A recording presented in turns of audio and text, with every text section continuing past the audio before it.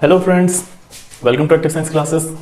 तो दोस्तों ये है एसिड बेसिस एंड सॉल्ट्स का पार्ट 3 और इसमें हम बात करेंगे एसिड की कुछ एडिशनल प्रॉपर्टीज़ के बारे में, उसकी स्ट्रेंथ के बारे में, पीएच के बारे में, डाइल्यूशन और कंसंट्रेशन के बारे में। ठीक है, तो काफ़ी सारे टॉपिक्स आज कवर करने हैं, तो जल्दी से वीडियो शुरू करते हैं। और आप लोग जिन्होंने अब तक शेयर नहीं किया, जल्दी से फ्रेंड्स को बताकर जल्दी से शेयर करो, सब्सक्राइब करो और लाइक भी कर दिया करो। लाइक तो बहुत ही कम करते हो आप लोग। ठीक है, तो चलिए आज जो टॉपिक्स हम कवर करने वाले हैं, सबसे पहला टॉपिक डाइल्यूशन। बच्चों डाइल्यूशन होता क्या है? डाइल्यूशन एक प्रोसेस है, ठीक है। It is just a process of diluting a substance in its solvent. ठीक है, it is a process of diluting a substance in water और एनी अदर सॉल्वेंट। हमेशा वाटर ही नहीं होगा, कोई भी सॉल्वेंट हो सकता है, but just because water is a universal solvent तो हम इसलिए उसको भी सबसे पहले उसी को इंपॉर्टेंस देते हैं। ठीक है, तो डाइल्यूशन का मतलब क्या है? डाइल्यूशन का सिंपली मतलब है कि किसी भी सब्सटेंस की कंसंट्रेशन को कम करना। ठीक है, क्या है इसका मतलब? रिड्यूसिंग द कंसंट्रेशन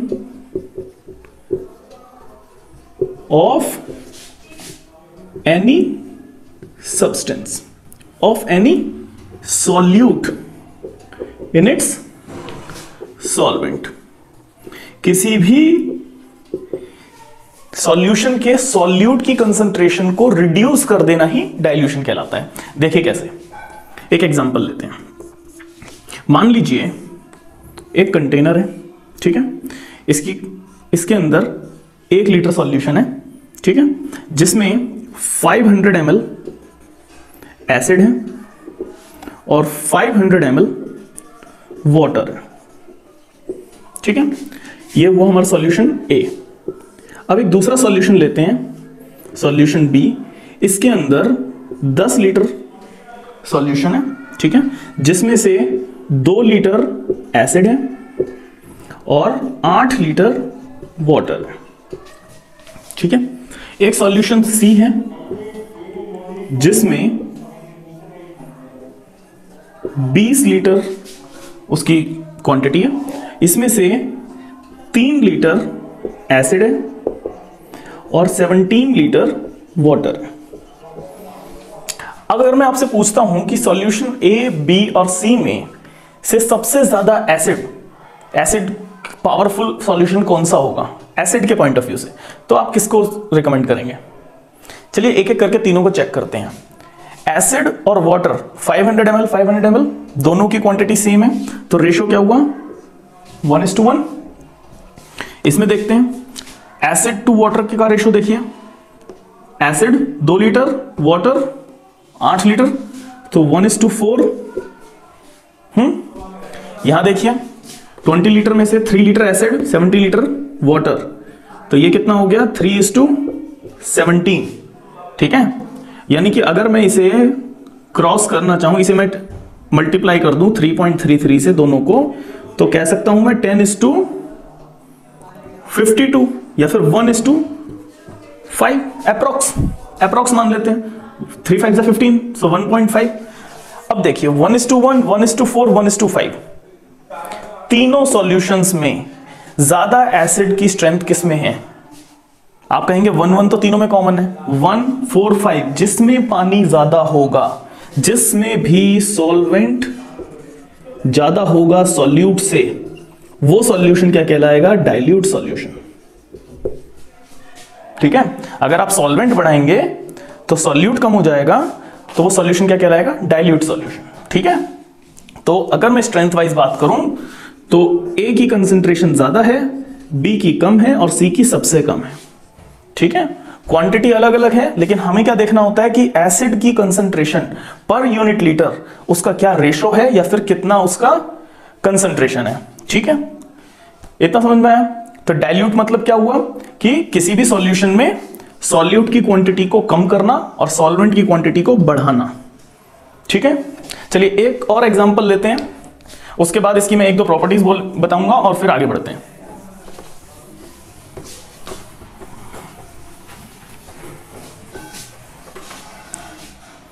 देखो,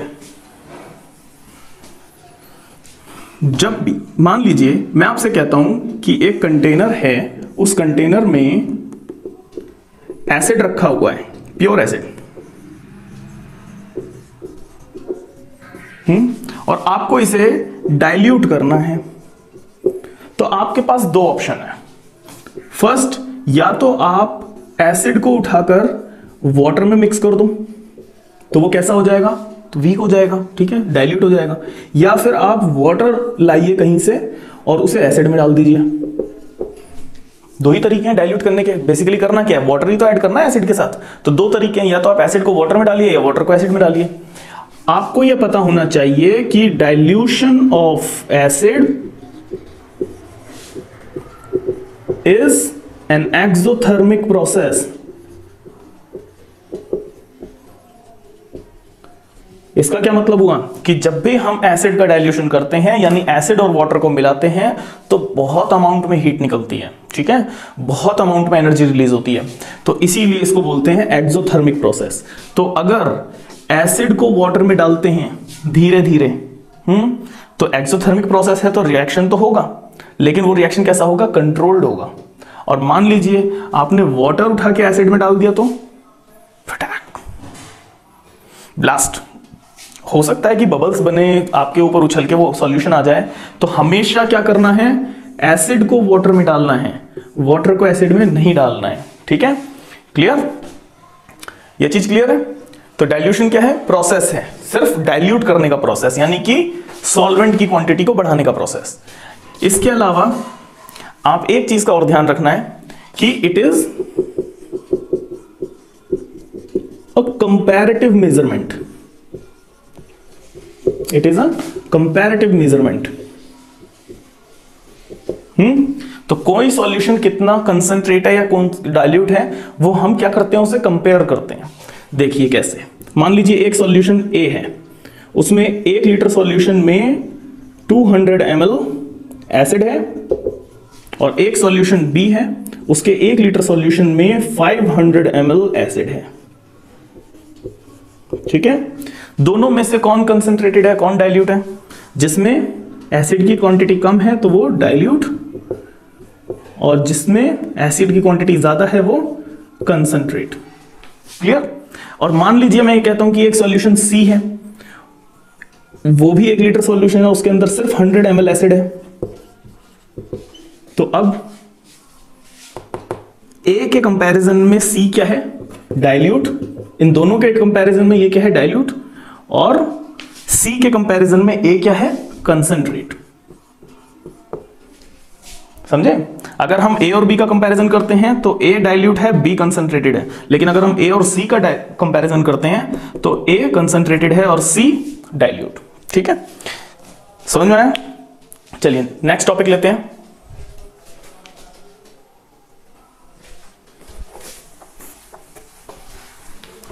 बच्चों नेक्स्ट टॉपिक है आयनाइजेशन ऑफ एसिड। सबसे पहले आप समझिए कि आयनाइजेशन होता क्या है। What is ionization? भाई ionization is simply dissociation of, it is dissociation of compound, dissociation of any compound into ions when dissolved in water। जब वाटर में किसी सब्सटेंस को, किसी कंपाउंड को मिक्स किया जाता है और उसका डिसोसिएशन आयंस की फॉर्म में हो जाता है, तब हम बोलते हैं आयनाइजेशन। या फिर आयनाइजेशन का मतलब होता है जनरेटिंग आयन, आयंस बनाने का प्रोसेस। तो जरूरी नहीं कि डिसोसिएशन के थ्रू ही हो, उसका और भी तरीका हो सकता है। इलेक्ट्रॉन निकाल लेते हैं किसी मेटल से तो वो भी आयनाइज हो जाता है, ठीक है, बट ये भी डिसोसिएशन के थ्रू भी आयनाइजेशन होता है।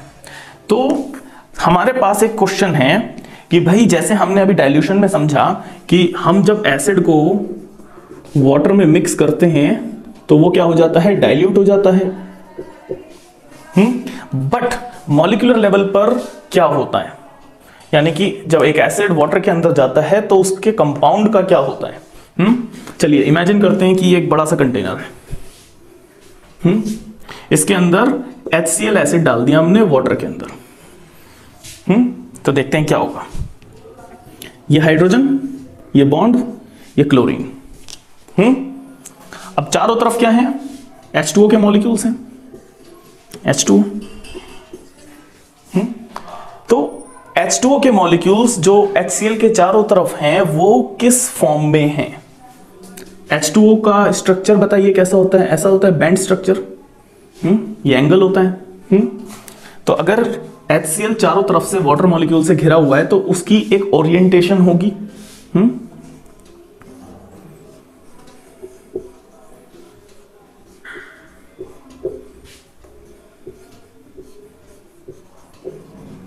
बिल्कुल इस तरीके से ओरिएंटेशन होगी, घुमा फिरा के भी हो सकता है। सबसे पहले तो HCl को देखिए। HCl में क्लोरीन पावरफुल है, हाइड्रोजन वीक है, तो हाइड्रोजन का जो एक इलेक्ट्रॉन होता है वो भी किसके पास जाएगा? क्लोरीन के पास। तो इस पे क्या चार्ज आएगा? Partial negative. हाइड्रोजन के पास जो इलेक्ट्रॉन था वो उसने लूज कर दिया, तो अब इसके पास क्या चार्ज आएगा? Partial positive. ठीक है, ये पार्शियल पॉजिटिव पार्शियल नेगेटिव हमेशा रहते हैं। ये इनकी बेसिक प्रॉपर्टी है, ये इनकी डाइपोल है, ये डाइपोल की तरह बिहेव करते हैं। ठीक है, ये पोलैरिटी हमेशा बनी रहती है। तो क्योंकि क्लोरीन पर नेगेटिव चार्ज है, पार्शियल नेगेटिव चार्ज है, तो वो किसको अट्रैक्ट करेगा? हाइड्रोजन को। करेगा? अरे भाई, जब ये नेगेटिव चार्ज का है तो जितना भी पॉजिटिव चार्ज वाला होगा उसको वो अट्रैक्ट करेगा, क्योंकि वाटर भी क्या है? वो भी एक पोलर मॉलिक्यूल है। देखिए कैसे, इस पर क्या होता है? पार्शियल पॉजिटिव, इस पर क्या होता है? Partial negative. तो ये पॉजिटिव ये नेगेटिव खींचेगा, खींचा। अब HCl की क्वांटिटी कम है, वाटर की क्वांटिटी ज्यादा है, तो एक क्लोराइड के चारों तरफ कम से कम 20, 50, 100 वाटर के मॉलिक्यूल्स होंगे। सेम उसी तरीके से हाइड्रोजन की साइड भी होगा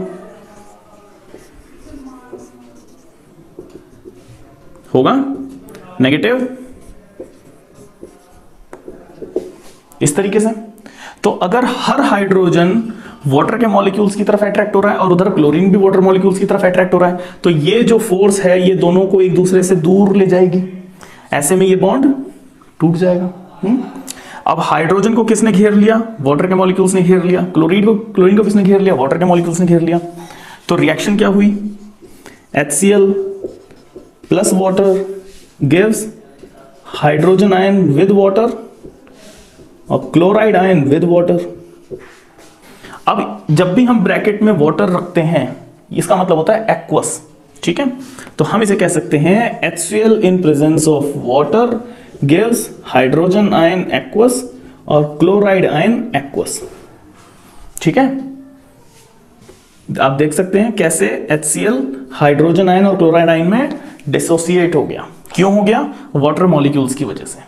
ठीक है, this is the basic property of acid. Acid की बेसिक प्रॉपर्टी क्या है कि जब भी वो वाटर में मिक्स होता है, just because of their ions it dissociates, वो अलग अलग हो जाता है। ठीक है, और हर हाइड्रोजन आयन और हर क्लोराइड आयन के चारों तरफ क्या होते हैं? वाटर के मॉलिक्यूल्स होते हैं। ठीक है, इसीलिए इसको ब्रैकेट में क्या रखते हैं? एक्वस रखते हैं।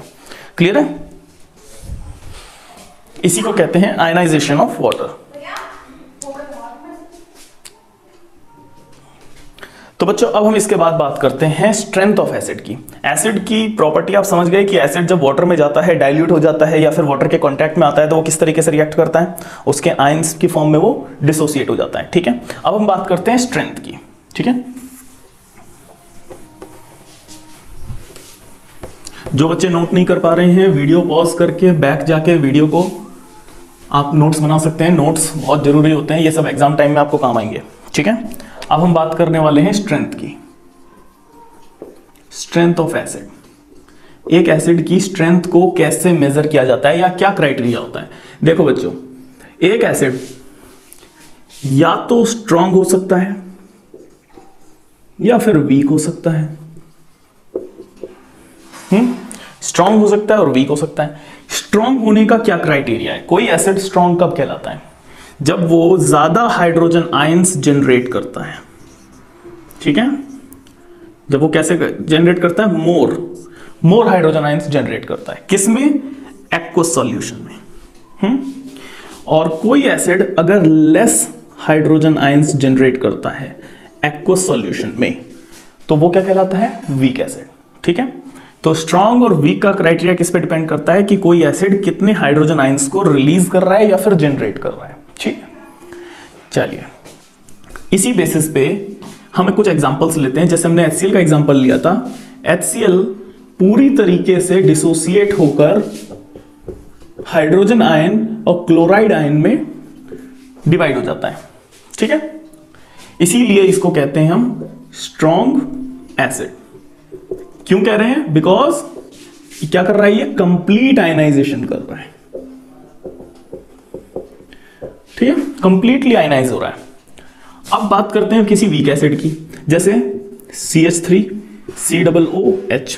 ठीक है, ये पार्शियली आयनाइज होता है, मतलब आयनाइज ये भी होता है, बट ये कैसे होता है? पार्शियली होता है। पार्शियली का क्या मतलब हुआ? पार्शियली का मतलब ये हुआ कि इसमें अगर मैं सपोज HCl की मैं बात करता हूं, तो इसके अगर मैं 100 मॉलिक्यूल्स HCl के लेकर वाटर में डालता हूं, तो 100 के 100 मॉलिक्यूल्स हाइड्रोजन आयन और क्लोराइड आयन में डिवाइड हो जाएंगे, टूट जाएंगे। ठीक है, बट अगर मैं इसके 100 डालता हूं तो उनमें से 70 तो टूटेंगे ही नहीं, या फिर टूटेंगे तो वापस जुड़ जाएंगे। ठीक है, दोनों केस एप्लीकेबल है। तो 100 में से सिर्फ 70 ही हैं जो टूटेंगे और फिर वापस भी जुड़ जाएंगे। ठीक, जैसे वो बूमरैंग होता है ना, फेंका फिर वापस आ गया, फिर फेंका फिर वापस आ गया। तो 100 मॉलिक्यूल्स जाएंगे, उनमें से 100 टूटेंगे लेकिन 70 वापस जुड़ जाएंगे, तो बचे कितने? 30। तो ये एसिड वाटर में जाने के बाद कम हाइड्रोजन आयंस जनरेट कर रहा है, बाकियों को क्या कर रहा है? रिजर्व कर रहा है। ठीक है, ये रिजर्व बेसिस पे क्यों कर रहा है? मतलब क्यों ये रिजर्व कर रहा है? बच्चे, HCl के अंदर इनकी आयनिक स्ट्रेंथ में इतना बड़ा डिफरेंस होता है कि जिसकी वजह से ये बॉन्ड कैसा हो जाता है? वीक। वीक क्यों हो जाता है? क्योंकि पोलैरिटी कैसी होती है? हाई। हाई पोलैरिटी की वजह से ये बॉन्ड वीक हो जाता है। वहीं पर जितने भी वीक एसिड्स हैं, इसे थोड़ा स्ट्रक्चर बनाता हूं मैं आपके लिए।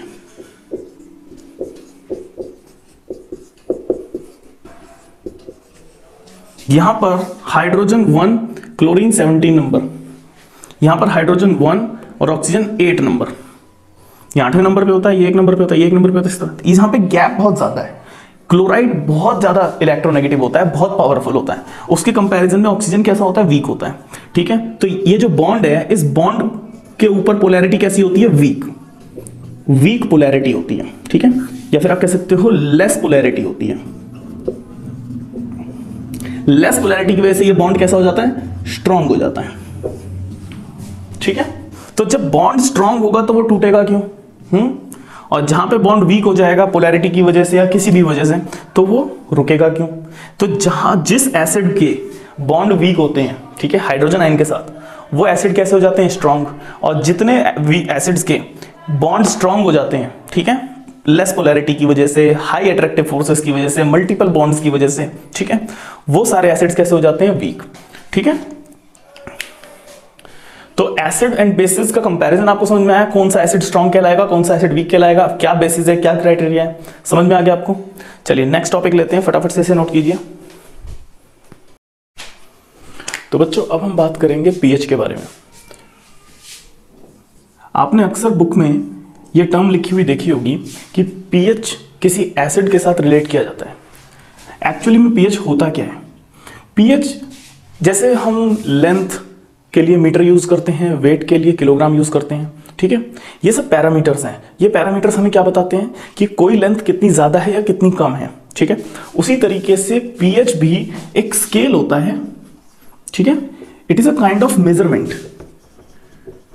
एक मेजरमेंट होता है जो आपको क्या बताता है कि कोई एसिड की स्ट्रेंथ कितनी है। ठीक है, क्या बताता है ये? स्ट्रेंथ ऑफ एसिड, कि कोई सॉल्यूशन कितना ज्यादा एसिडिक है या फिर कितना ज्यादा बेसिक है। अगर कोई सॉल्यूशन लेस एसिडिक होगा तो फिर वो क्या होगा? मोर बेसिक। और अगर कोई सॉल्यूशन मोर एसिडिक होगा तो वो क्या होगा? Less basic. ठीक है, तो पीएच क्या है? एक स्केल है, एक मेजरमेंट है जिसके थ्रू हम ये बताते हैं कि किसी भी एसिड की स्ट्रेंथ कितनी है। और पीएच का एक मैथमेटिकल एक्सप्रेशन होता है पीएच।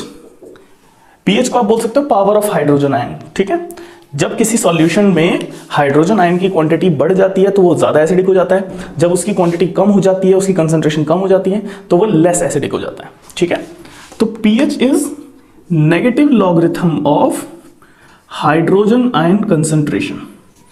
ठीक है, इस ब्रैकेट में हाइड्रोजन आयन का मतलब होता है concentration of hydrogen ion, concentration of hydrogen ion. Concentration का मतलब कि 1 लीटर में कितने हाइड्रोजन आयन, कितने number of moles hydrogen ion available हैं। अगर ज्यादा है तो ज्यादा एसिडिक, कम है तो कम एसिडिक। अगर कंसंट्रेशन 10 की पावर -1 है तो ज्यादा एसिडिक कहलाएगा, 10 की पावर -2 है तो कम एसिडिक कहलाएगा, -3, -4। जितनी कंसंट्रेशन कम होती जाएगी उतना ही स्ट्रेंथ ऑफ एसिड कम होता जाएगा। ठीक है, तो अब बार बार अगर मैं आपसे कहता हूं कि कोई एसिड है जिसमें कंसंट्रेशन है 10 की पावर -3.25 मोल पर लीटर, तो ये जो कैलकुलेशंस हैं ये बहुत ही डिफिकल्ट हो जाती हैं। तो हमें एक ऐसा पैरामीटर चाहिए जो एक इंटीग्रल नंबर में या फिर डेसिमल नंबर में एक सिंपल हमें आइडिया दे दे कि हाँ ये सॉल्यूशन ज्यादा एसिडिक है और ये सॉल्यूशन ज्यादा बेसिक है। ठीक है, तो इसीलिए हमने हाइड्रोजन आयन कंसंट्रेशन को पीएच की फॉर्म में लिखना स्टार्ट किया। ठीक है, ये इसका डेरिवेशन निकाला। चलिए देखिए कैसे। Let hydrogen ion concentration to be 10 to the power -2 mole per litre. ठीक है, तो पीएच कितना हो जाएगा? -log 10 to the power -2 mole per litre. अब लॉगरिथम आप जानते होंगे, log x की पावर y, तो y आगे आ जाता है, log x हो जाता है। सो -2 log 10, log 10 बराबर कितना होता है? 1।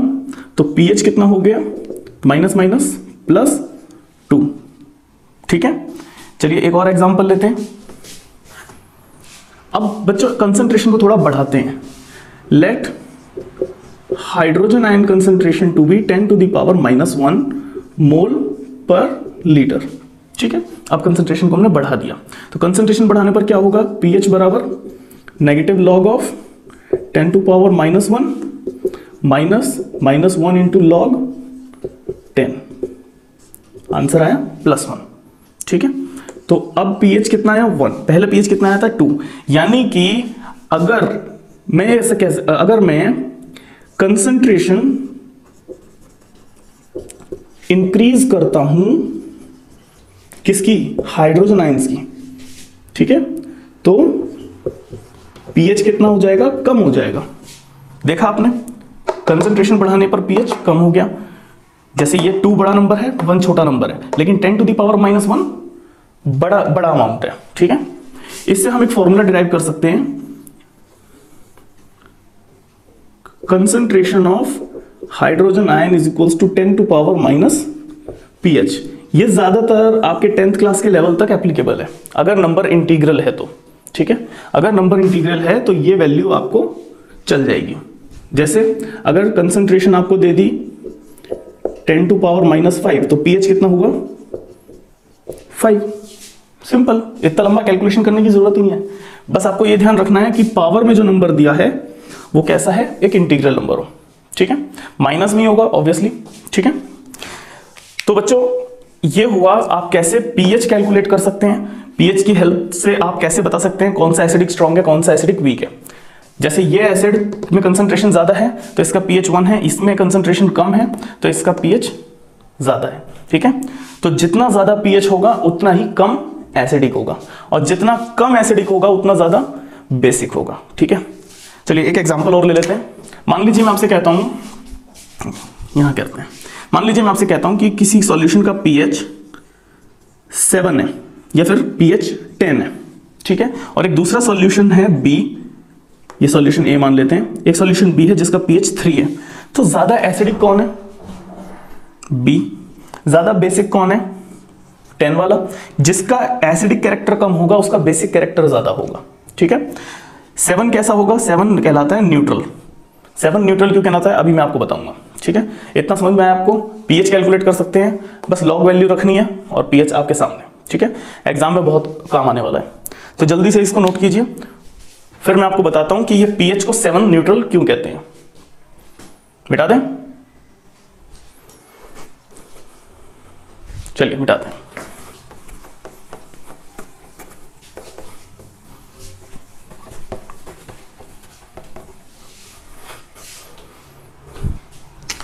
बच्चे पीएच आप समझ गए, पीएच की डेफिनेशन आप समझ गए। PH is the concentration of, या फिर आप कह सकते हो negative logarithm of hydrogen ion concentration, ठीक है। अब हम बात कर रहे हैं एक एक्सपेरिमेंट की। एक एक्सपेरिमेंट में यह बताया गया कि pure water at 25 degree Celsius temperature जब उसे चेक किया गया तो उसके अंदर hydrogen ion concentration 10⁻⁻7 mole per litre पाई गई, ठीक है। 1 लीटर वाटर में हाइड्रोजन आयन की कंसंट्रेशन 10⁻⁻7 पाई गई, और उस सॉल्यूशन का जो नेचर था वो कैसा था, न्यूट्रल था। न्यूट्रल का मतलब जब उसे लिटमस पे चेक किया तो कोई चेंज नहीं आया, यानी कि ना तो उसने एसिडिक प्रॉपर्टी शो करी और ना ही बेसिक प्रॉपर्टी शो करी, ठीक है।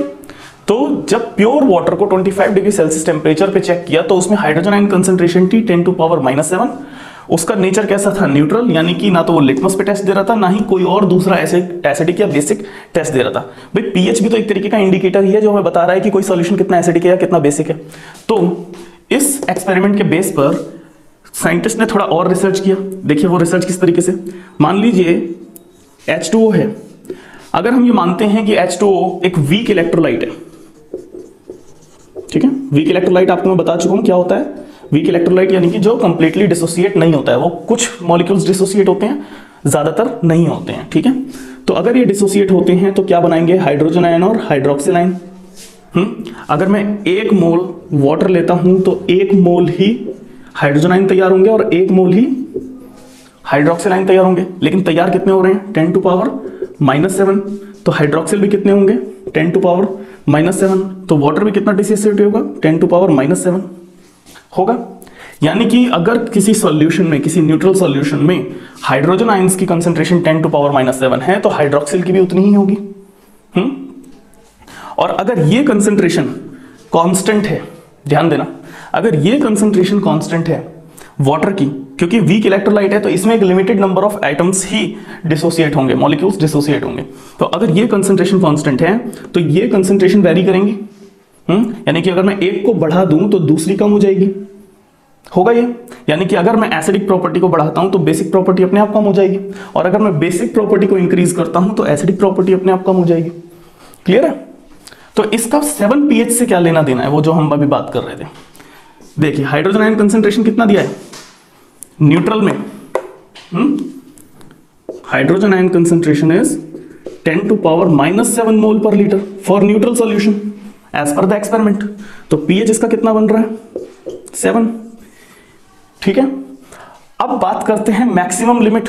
देखिए पीएच के लिए हम पहले एसिडिक की बात कर रहे हैं। एसिडिक में हमने देखा कि 10⁻⁻1 से 10⁻⁻7 तक एसिडिक नेचर होता है, यानी 10⁻⁻7 से कम और 10⁻⁻1 से ज्यादा और बराबर। ये क्या कहलाता है, एसिडिक कहलाता है। ये हमने अब तक के कैलकुलेशन में जाना। न्यूट्रल कब होता है, न्यूट्रल कब होता है, जब 10⁻⁻7 हो एज पर द एक्सपेरिमेंट, ठीक है। बेसिक के लिए क्या कंडीशन है, बेसिक की क्या कंडीशन है, भाई बेसिक के लिए आप इतना तो समझ ही गए हैं कि 10⁻⁻7 से कंसंट्रेशन कैसी होनी चाहिए, कम होनी चाहिए। बट लास्ट लिमिट क्या हो सकती है, लास्ट लिमिट, ठीक है। अब उस लास्ट लिमिट को निकालते हैं। देखो बच्चे, लास्ट लिमिट के लिए आपको मैक्सिमम पता करना पड़ेगा कि इसका इक्विलिब्रियम कोफिशिएंट क्या है।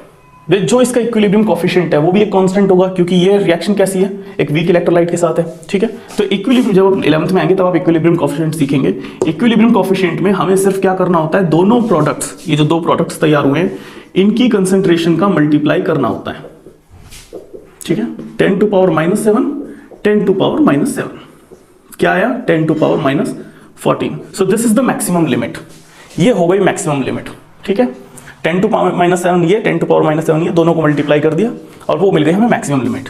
तो 10 to power -14 is the maximum limit, यानी कि इस कंसेंट्रेशन से कम या बराबर और 10 टू पावर -7 से कम, ठीक है, यहां से ज्यादा और यहां से कम।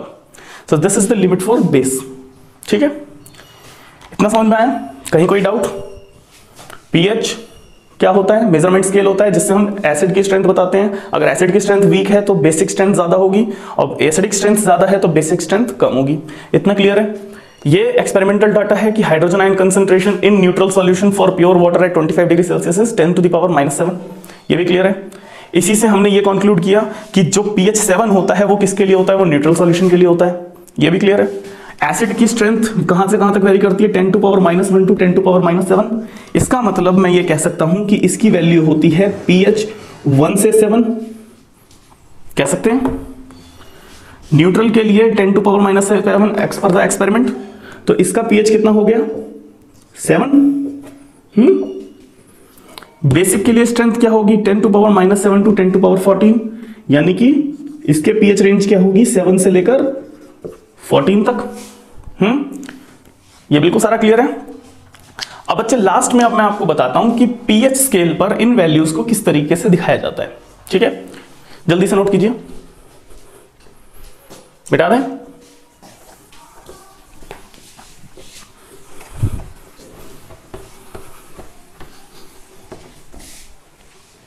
बच्चे अब मैं आपको बताने जा रहा हूं pH स्केल के बारे में। जैसे हमारे पास मीटर स्केल होता है, सेंटीमीटर स्केल होता है, वैसे एक pH स्केल होता है जो pH बताता है, ठीक है। pH स्केल मार्केट में भी मिल जाता है, आप डाउनलोड भी कर सकते हैं, नेट पर अवेलेबल है और आपने शायद देखा भी होगा। तो pH स्केल की जो रेंज होती है वो 1 से लेकर 14 तक होती है, ठीक है। इसकी कोई यूनिट नहीं होती कि सेंटीमीटर, मीटर या जो भी, कोई यूनिट नहीं होती है, सिर्फ नंबर होता है, ठीक है। 1 से 14 तक की लिमिट होती है और 7 सेंटर में होता है, ठीक है। तो अब इस पूरे स्केल में एसिडिक कहां पर होगा, बेसिक कहां पर होगा, कितना नंबर आने पर हम एसिडिक कहेंगे, कितना नंबर आने पर हम बेसिक कहेंगे, और किस एसिड को हम स्ट्रॉन्ग कहेंगे और किस एसिड को हम वीक एसिड कहेंगे, ठीक है। चलिए, अभी हमने देखा अगर pH 7 है तो ये कैसा होगा, न्यूट्रल, देखा था।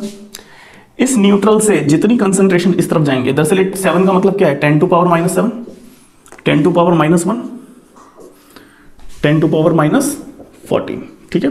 तो कंसंट्रेशन ऑफ हाइड्रोजन आयन इस तरफ बढ़ेगी, हाइड्रोजन आयन कंसंट्रेशन इस तरफ बढ़ेगी, हाइड्रोजन आयन कंसंट्रेशन इस तरफ डिक्रीज होगी, ठीक है। इस तरफ आएंगे तो बढ़ेगी, लेफ्ट टू राइट इधर बढ़ेगी, ठीक है, और इस तरफ से जाएंगे तो कम होगी। तो जब इस तरफ कंसंट्रेशन बढ़ रही है तो pH की वैल्यू देखिए 7, 6, 5, 4, 3, 2, 1, ठीक है। तो ये रेंज हो गई एसिड की। यहां नहीं कि यहां से यहां तक के सभी सब्सटेंस कैसे कहलाएंगे, एसिडिक। अगर किसी सब्सटेंस का pH 1 से 7 के बीच में आता है तो एसिडिक कहलाएगा। इसमें भी 1 से लेकर 3 तक कहलाएंगे स्ट्रॉन्ग एसिड, ठीक है, और बाकी की रेंज कहलाएगी वीक एसिड। अब मैंने आपको बताया है कि जितना वीक एसिड होगा, जितना वीक एसिड होगा उतना ही स्ट्रॉन्ग बेस होगा। तो इसकी लास्ट लिमिट क्या है, यहां भाई 8, 9, 10, 11, 12, 13 और 14। तो लास्ट लिमिट क्या है, 14, यानी कि ये लास्ट की लिमिट कैसी होगी, हाई, बहुत ही वीक एसिड, बहुत ही वीक एसिड। तो जितना ज्यादा वीक एसिड होगा उतना ही स्ट्रॉन्ग बेस होगा, ठीक है। इनवर्सली प्रोपोर्शनल रिलेशन है। और ये रेंज कैसी होगी, वीक बेस की, ठीक है। हम जैसे ही 14 से 1 की तरफ चलते हैं तो एसिडिक स्ट्रेंथ बढ़ती है, 1 से 14 की तरफ बढ़ते हैं तो बेसिक स्ट्रेंथ बढ़ती है, ठीक है। अब चलिए इसके ऊपर कुछ क्वेश्चंस करते हैं, इससे आपका कॉन्सेप्ट बिल्कुल क्लियर हो जाएगा। मान लीजिए एक सॉल्यूशन है A, एक सॉल्यूशन B, एक सॉल्यूशन C। सॉल्यूशन A का pH है 1.5, इसका pH है 3.2 और C का pH है 7.8, ठीक है। ये 3 सॉल्यूशंस हैं। तो इनमें कौन ज्यादा एसिडिक है, कौन ज्यादा बेसिक है, उसकी डिक्रीजिंग ऑर्डर में आप लगाइए। तो कैसे लगाएंगे, सबसे ज्यादा एसिडिक कौन है? ए, उससे कम बी, सबसे कम सी। ठीक है, ये एसिडिक स्ट्रेंथ है। बेस के अकॉर्डिंग सबसे ज्यादा बेसिक कौन है? सी, उससे कम कौन है? बी, सबसे कम बेसिक कौन है? ए। ठीक है, ये बेसिक स्ट्रेंथ के अकॉर्डिंग है। अगर मैं आपसे कहता हूं कि भाई 7.8 और 11.2 में ज्यादा एसिडिक कौन है, तो आप क्या बताएंगे? दोनों ही 7 के उस तरफ है, तो इन दोनों में ज्यादा एसिडिक कौन है? जो लेस बेसिक है वही मोर एसिडिक है। ज्यादा बेसिक कौन है? ये है। तो कम बेसिक कौन है? ये है। तो ज्यादा एसिडिक कौन होगा? ठीक है, इस तरीके के कंपैरिजन भी आपको आने चाहिए। ऐसा नहीं हो सकता कि मान लीजिए मैं आपसे कहता हूं कि 9.3 किसी का पीएच है, ठीक है, और 12.5 एक दूसरे सॉल्यूशन का पीएच है। ये दोनों ही बेसिक प्रॉपर्टी में है, ठीक है, लेकिन अगर हम कंपैरिजन करते हैं कि कौन ज्यादा बेसिक है, तो 12.5 ज्यादा बेसिक है, और कौन ज्यादा एसिडिक है, तो 9.3 ज्यादा एसिडिक है। ठीक है, कंपैरेटिव है। तो बच्चों, आई थिंक आपको ये चीज पूरी समझ में आ गई होगी। अगर लेक्चर अच्छा लगा है, क्लास अच्छी लगी, तो दोस्तों के साथ शेयर कीजिए, उनको भी ये कॉन्सेप्ट समझने में हेल्प हो जाएगी। और जिन्होंने अब तक सब्सक्राइब नहीं किया, चैनल को सब्सक्राइब कीजिए, दोस्तों के साथ शेयर कीजिए, और अपना ध्यान रखिए, घर पे रहिए। ठीक है, मिलते हैं अगली क्लास में एक नए कॉन्सेप्ट के साथ, एक नए टॉपिक के साथ। तो तब तक के लिए thank you so much, bye bye.